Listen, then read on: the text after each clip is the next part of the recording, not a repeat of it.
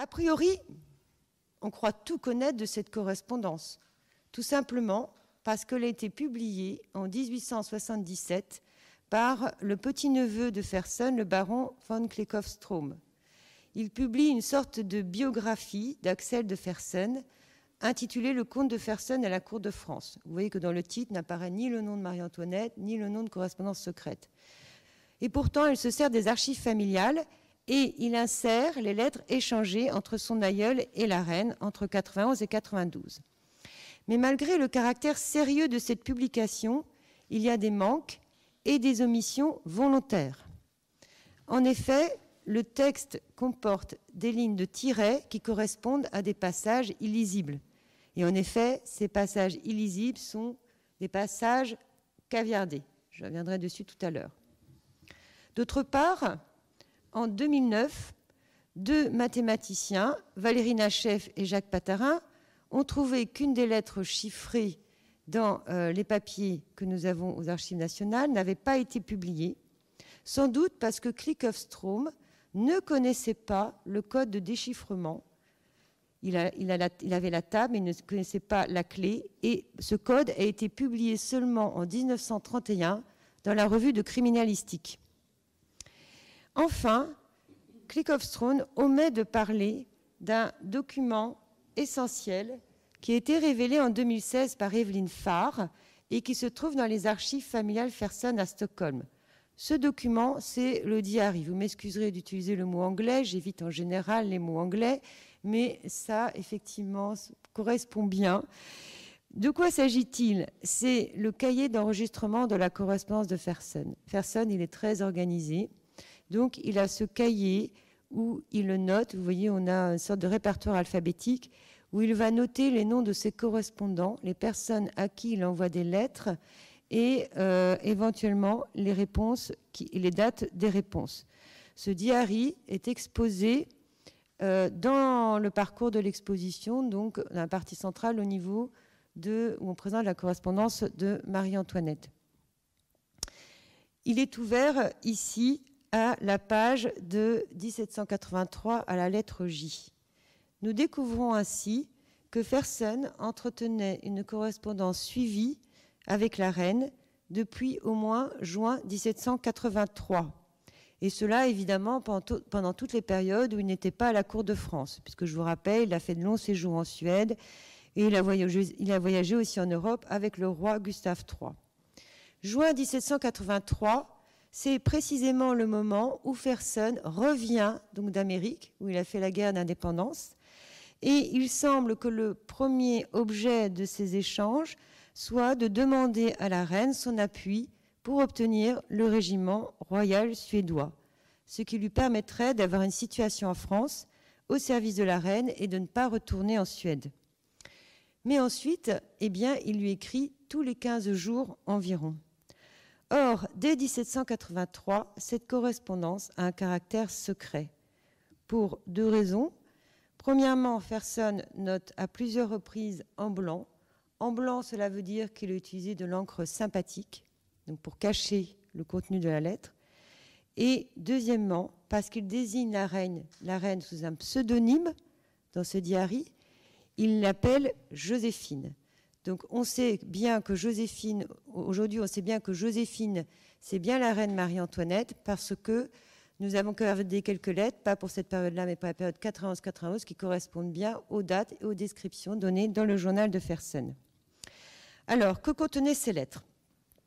Alors, je dois vous dire qu'elles ont presque toutes disparu, sauf une ou deux de 88 et 89 de Fersen. Mais nous en avons un aperçu par les quelques notes gardées par Fersen dans ce cahier. Et a priori, il n'y a rien de très confidentiel. On les voit s'entretenir mutuellement comme des parents, des amis proches, de sujets familiers qu'ils ont pu évoquer ensemble. Par exemple, en mai 1784, Fersen parle d'un voyage qu'il pourrait faire à Vienne. Et puis, pendant l'été, il parle d'un chien. Il demande à la reine si elle veut qu'il lui procure un chien, comment il faut l'appeler et s'il faut en faire mystère. La même année, eh bien, il lui parle d'un dessin de femme habillée en redingote. Or, il se trouve qu'aujourd'hui, ce n'est pas un portrait de la reine, c'est une gravure de mode, si vous voulez. Cette gravure de mode se trouve dans un des châteaux de Fersen, au château de Lofstad, à une centaine de kilomètres de Stockholm, que l'on peut visiter. Et à partir de 1785, quand la situation devient de plus en plus critique pour la reine avec l'affaire du collier et les événements politiques qui amèneront à la Révolution, la préoccupation de Fersen, telle qu'elle apparaît dans ce diary, est d'essayer d'être le plus près possible de Marie-Antoinette à Versailles.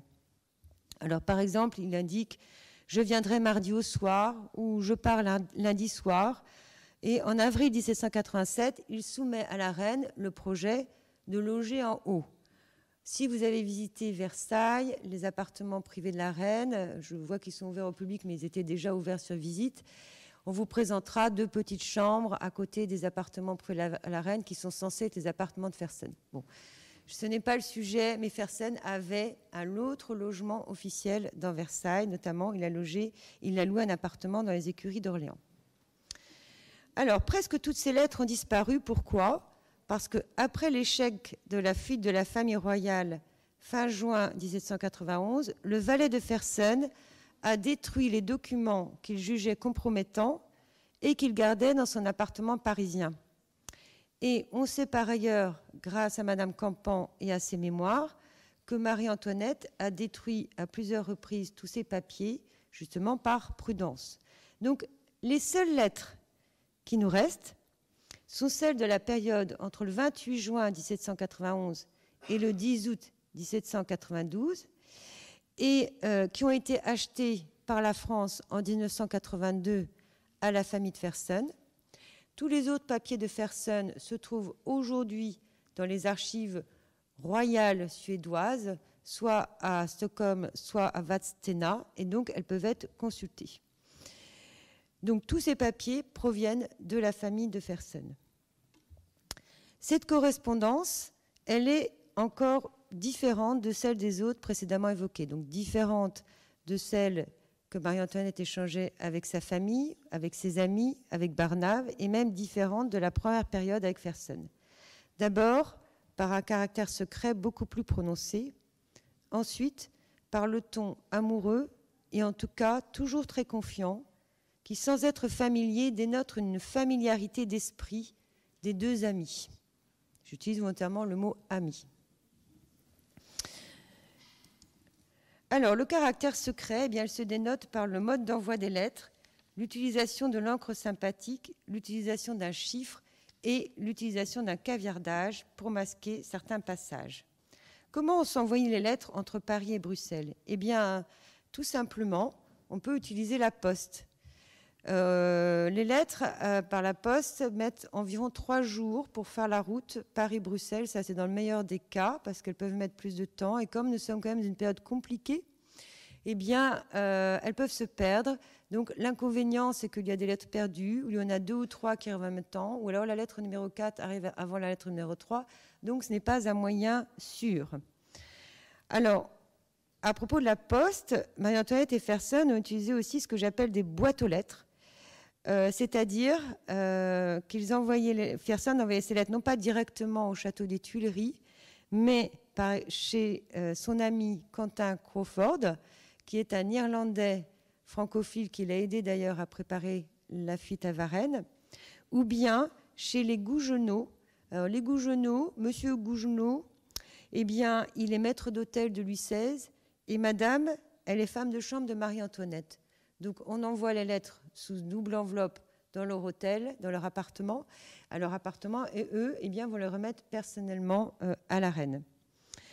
On connaît aussi un correspondant qu'on n'a pas identifié, ça apparaît sur l'enveloppe, c'est l'abbé Beauverin à Bruxelles. Apparemment, Marie-Antoinette avait un pseudo à Bruxelles, ou bien elle envoie chez le comte de Mercier-Argenteau, qui, à partir de 1790, ne se trouve plus à Paris, mais lui aussi à Bruxelles, et fréquente régulièrement Fersen. Un autre moyen utilisé, surtout à la fin de la période, en 1792, eh bien, c'est de cacher les plis dans des ballots de linge ou dans des boîtes. Alors, on s'envoie des gants, ce qu'ils appellent des biscottes, mais enfin, je pense que c'est biscotti, les petits gâteaux, des chapeaux. Et dans les doubles fonds des boîtes, eh bien, on va cacher ces petites lettres qui sont pliées. Mais le moyen le plus sûr, eh bien, c'est d'avoir une personne de confiance qui fera la route avec ce document sur lui. Et la personne sur laquelle... Alors, il y a bien le chevalier de Jarget, mais le chevalier de Jarget a surtout fait la correspondance, a surtout fait l'échange entre Marie-Antoinette et Barnave. Et Marie-Antoinette, dans sa correspondance avec Fersen, va utiliser surtout le baron de Goglas. Alors, le baron de Goglas, c'est un ingénieur géographe de l'armée. Et la reine le connaît parce que c'est lui qui lui a présenté des plans de Saint-Cloud et de Trianon. Il a été chargé par Bouillet, commandant de la place de Metz, de reconnaître la route de Paris à Montmédy. Et puis le 21 juin, il devait garder la route que devait prendre Louis XVI à Varennes avec 50 hussards, mais ils se sont manqués. Et au matin du 22 juin, il a essayé de dégager la berline de la foule qui l'entourait. Il a été blessé à 2 endroits et il a été arrêté et emprisonné dans la prison de Verdun, puis ensuite déféré à la prison d'Orléans, où se trouvait la haute cour de justice qui était chargée de juger les conjurés de Varennes. Mais il se trouve qu'une des clauses secrètes de la Constitution de 91, qui était promulguée le 14 septembre, c'était justement de libérer toutes les personnes qui avaient été arrêtées à Varennes. Donc immédiatement, Goglas va reprendre son service auprès du roi comme aide de camp. Et là, effectivement, il va être chargé de chiffrer des lettres et de porter des lettres soit à Bruxelles, soit aux frères du roi, soit même d'aller à Vienne. Alors, l'encre sympathique, je vous en ai déjà parlé tout à l'heure. En fait, il y a deux moyens apparemment qui sont utilisés. Il y a premièrement le jus de citron. Ça existe toujours. Aujourd'hui, vous pouvez vous exercer à écrire au jus de citron. Et le jus de citron se révèle en chauffant avec la flamme d'une bougie. Et apparemment, il y aurait une autre encre qu'on se procurait chez l'apothicaire parce que Marie-Antoinette dit à un moment qu'elle n'a pas pu lire le texte parce qu'elle n'avait pas le produit pour révéler l'encre. Donc, elle ne connaissait pas la composition.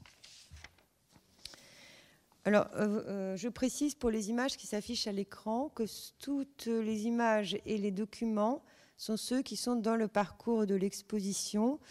Et ici, vous avez les deux personnes qui sont en fait deux agents des Archives nationales qui ont fait le petit film. On les voit de dos, mais ils sont en costume. Et ils ont été sélectionnés pas simplement pour une certaine ressemblance physique, mais aussi parce qu'ils savent écrire à la plume, à la véritable plume d'oie. Et on les a filmés en train de chiffrer et de déchiffrer. Donc de dos, ça rend bien quand même, il me semble. Voilà.